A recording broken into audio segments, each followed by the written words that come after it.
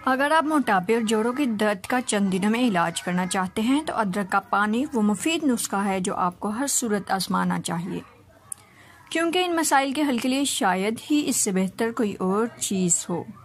Website consider health के मुताबिक अदरक का पानी खून में लोथड़े नहीं बनने देता और यूं खून के बहाव को मतवाजन करता है।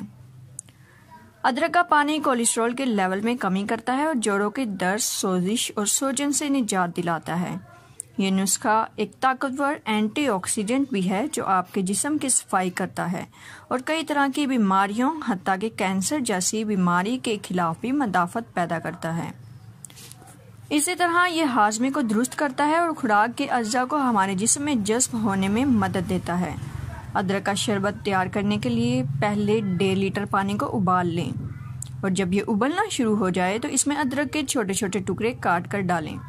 इसे कुछ देर के लिए उबलने दें और फिर चूल्हे से उतारकर इसे तकरीबन 15 मिनट के लिए पड़ा रहने दें। जब ये ठंडा हो जाए तो इसमें लीमू का रस मिला लें।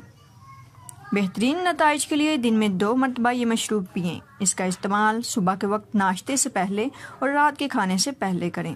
अदरक के पानी से आप मोटापे, जोड़ों के दर्द, खून का गाढ़ा होना, नज़ला, ज़ुकाम और हाजमे के मसाइल का हल कर सकते हैं।